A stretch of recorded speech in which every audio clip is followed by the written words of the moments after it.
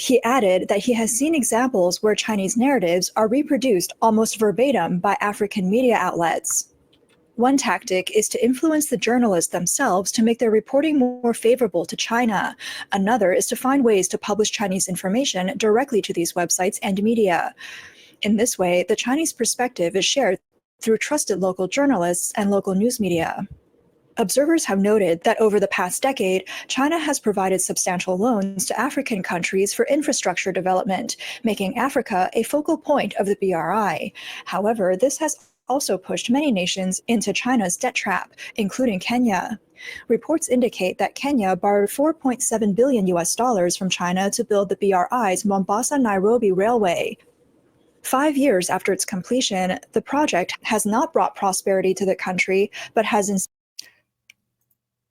And this is what cracks me up. When you're a poor country taking huge loans in the billions, how are you going to pay it back, man? And the other thing about it, they don't even need this. This is about like, hey, we're coming up in the world. It's like putting on a $1 million convention in a town of 3,000 people.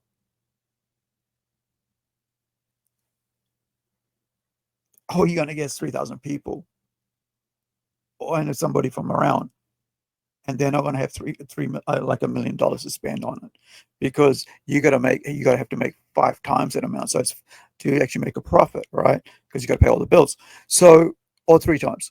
So it's crazy, I think. And so now, these guys are stuck with unfinished work. Instead, contributed to mounting debt and widespread corruption. Some Kenyan media outlets continue to praise the Nairobi Railway and the Belt and Road Initiative. According to a report by Chinese state media CCTV in September, Bernard Momanyi, the editor-in-chief of Kenya's influential Capital FM, wrote in the My China Story essay contest that the railway benefits the public by providing convenience and driving economic growth along its route. He described China as a good role model and stated that Kenya should follow China's path. The report mentioned that Momanyi visited China twice at the invitation of the Chinese government. His brother also received a Chinese government scholarship, studied in China, and later found a satisfactory job there. In September, during the 9th Forum on China-Africa Cooperation held in Beijing, Chinese leader Xi Jinping announced that China would provide $360 billion in funding to African countries over the next 3 years. This includes loans, aid, and investments by Chinese enterprises. During the summit, Xi met with Kenyan President William Ruto. Several bilateral cooperation agreements on financing and infrastructure were signed. According to China's Ministry of Foreign Affairs, Kenya is regarded as an important economic and trade partner and a demonstration country for production capacity cooperation in Africa. Kenya is China's largest trade partner in East Africa, while China is Kenya's largest trading partner and source of imports. Observers note that Xi Jinping, often criticized by Chinese citizens for ignoring domestic issues while recklessly spending abroad, does not extend these funds purely for Africa's benefit. The goal is not to enhance journalistic professionalism, but to ensure African media favorably portrays China, ultimately turning them into part of China's propaganda machinery. This aligns with China's broader United Front strategy. China not only spends heavily in Africa, but also attracts African students to study in China, offering them privileges beyond what Chinese citizens receive. One African female student shared her experience in China. Do you receive a 2,500 yuan scholarship every month? Yes, we receive a full scholarship, which includes accommodation and tuition. The 2,500 yuan is for living expenses. So you don't have to pay for anything and you still get 2,500 yuan every month? Yes, that's amazing.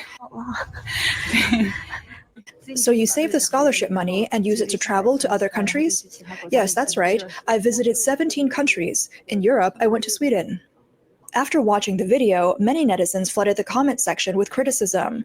Why are foreigners always given better treatment than our own citizens? Over 900 million people in China have a monthly disposable income of less than 2,000 yuan. Another commented, under Xi Jinping's great leadership, China provides massive aid to Africa every year and brings in large numbers of African students. To prevent them from feeling bored, they're even provided with attractive female students as companions with generous stipends. Yet somehow, Whoa.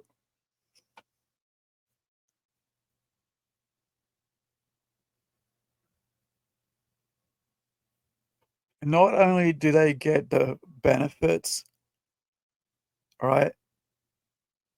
The full benefits of being like getting scholarship, getting a living allowance that's more than an average Chinese person gets, right?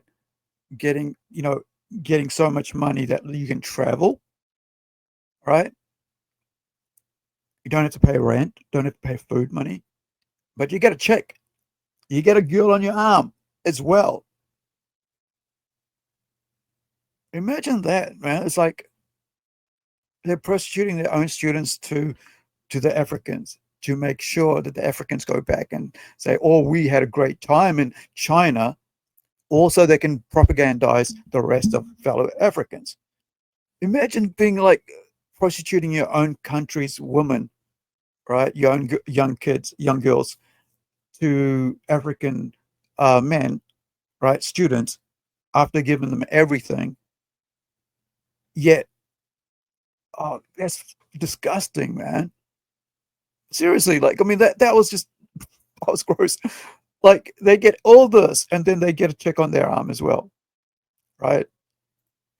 under Xi Jinping's great leadership, China provides massive aid to Africa every year and brings in large numbers of African students. To prevent them from feeling bored, they're even provided with attractive female students as companions with generous stipends. Yet somehow, many Africans still resent Chinese people. Why is that?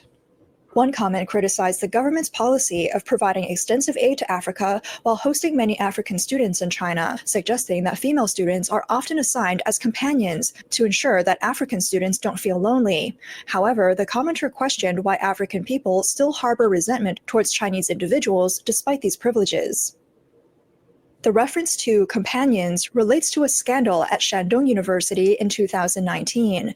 A former female companion wrote an article revealing that she initially volunteered to accompany African students to receive financial aid from the university and reduce her family's economic burden. After being accepted, her role involved spending time with a Congolese student.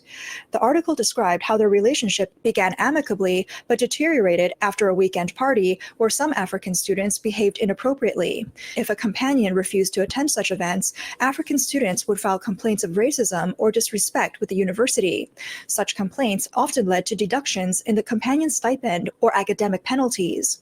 Reports revealed that during one gathering, over 20 African students were paired with Chinese female companions.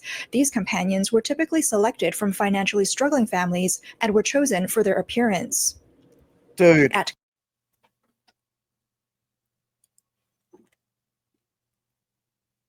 those poor girls, man. On this channel, we talk about the young people, right? A lot. And I was asked like last week when at the wedding, right? I was asked by a person I've known for decades. He said, "Well, so what do you do?" I said, "Like, no, I mean, no, we're talking about all this stuff." And I said, "Well, I also do some, live streaming, right? Like podcasting." Because, "Oh, you do that?" Like, "Yeah, yeah." It's like, "Oh, well, what do you talk about?" So, "Well, I talk about a lot about young people, right?" And basically, that's basically what this, we talk about all these other issues. The main things we talk about young people, right? Because I used to be a youth worker, right? So it's always been my thing. All the thing, most of my aim's always been about like young people, education, their health, their betterment in life, right? Because if you start kids out right, they'll continue and they'll reciprocate and they'll just pay it forward, right? Pay it forward. And here you got these young girls coming from, they specifically picked them from poor families. And they have to get with these African students who get there free, who get paid money on top of just being there, who gets everything paid for them to be there.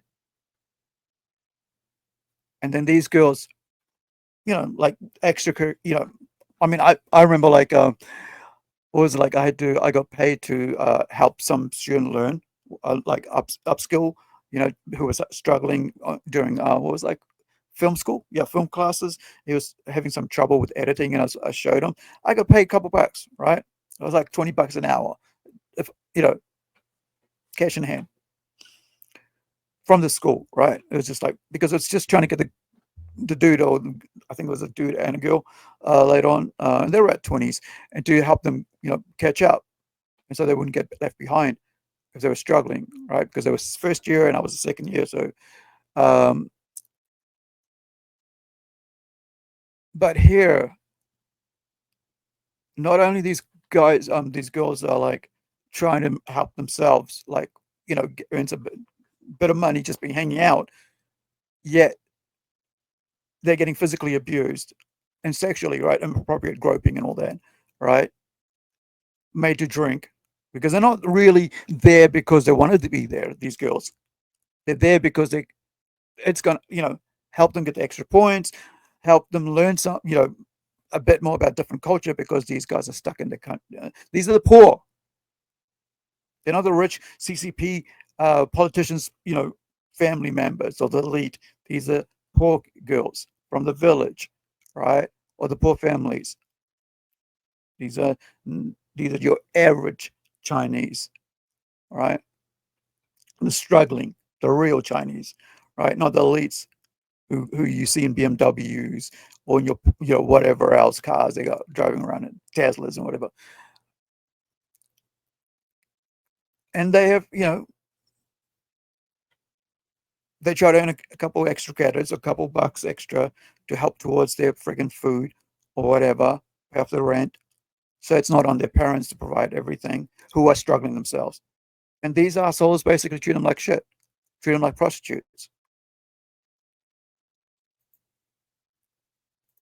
Struggling families and were chosen for their appearance. At gatherings, many female students were pressured to drink, even if they didn't usually consume alcohol. One female companion was slapped by an African student in front of others after refusing to drink. Outraged, the companion tried to leave the room with the assaulted student, but the African student she was paired with blocked her aggressively.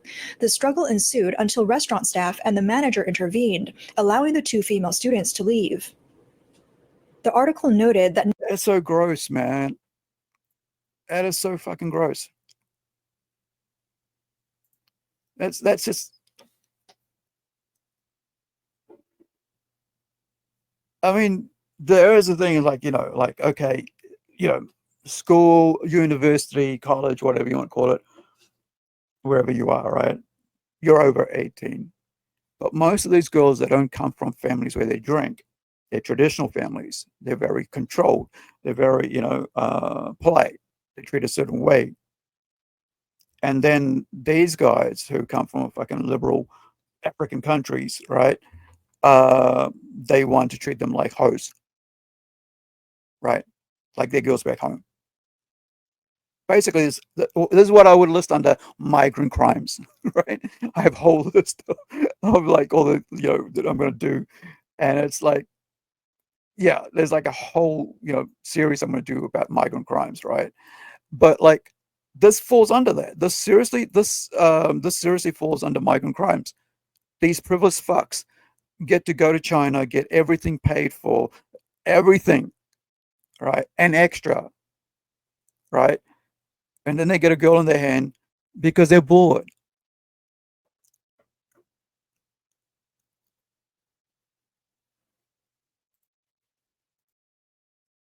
neither the assaulted student nor her friend received the school's financial aid that year. Meanwhile, several other companions reported. So not only does she get abused, she gets victimized again. They don't receive scholarships. They don't get their aid, right? They don't get their fees paid or whatever they're supposed to be paid. All because these black cunts, right? I'm sorry. for the C word, but yeah.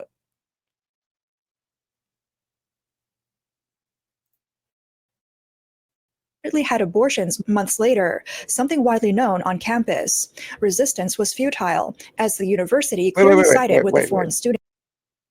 wait. So he forced himself on her, and she got pregnant and then had to have an abortion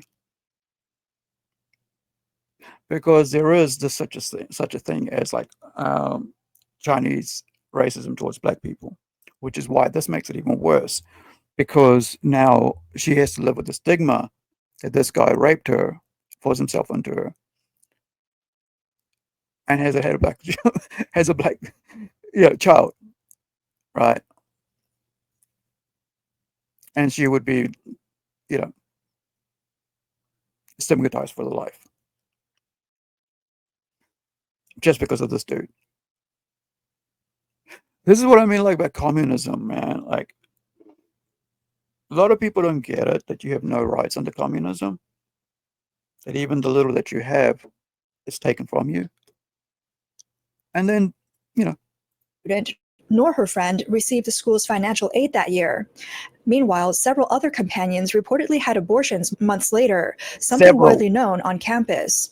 Resistance was futile, as the university clearly sided with the foreign students.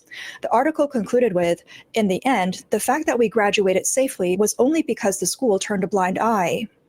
This scandal caused an uproar, exposing the murky reasons behind China's large-scale recruitment of African students and the ulterior motives of the Chinese government. Some commenters speculated that African students in China enjoy such privileges because many are the children or relatives of African elites and officials, not ordinary citizens.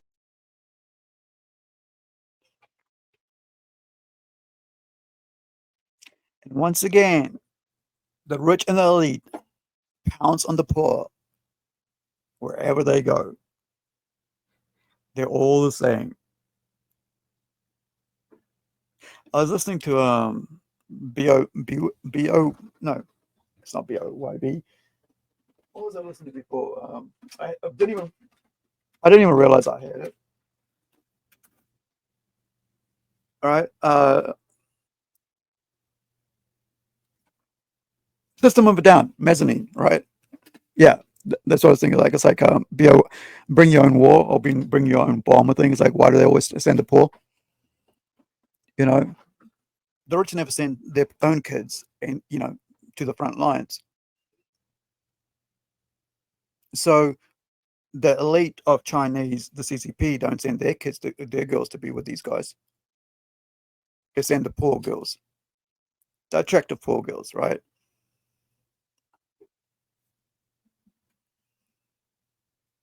Seriously. And then you got the rich elite, right? Politicians' children, business owners' children, millionaires' children from Africa, right? And then you know, they grow, they abuse, they violate the poor. It's the same thing everywhere, right? Doesn't change. And these girls over there in China have no rights because they're poor. Now it'll be a huge scandal if, of course, it won't happen because they won't be even close allowed to be near them, right? Because it'll taint them. So they've got to send the poor kids. They won't send their kids, right? They won't go to send their privileged kids, Chinese kids there because they're not going to send their girls there to be their companions. China's been saying a lot about what happened with World War II, with Korea and Japan, because this sort of thing happened there as well during the war. However, here they are doing it in modern times. See, a lot of people when they speak loudly, they're usually the ones who are doing it.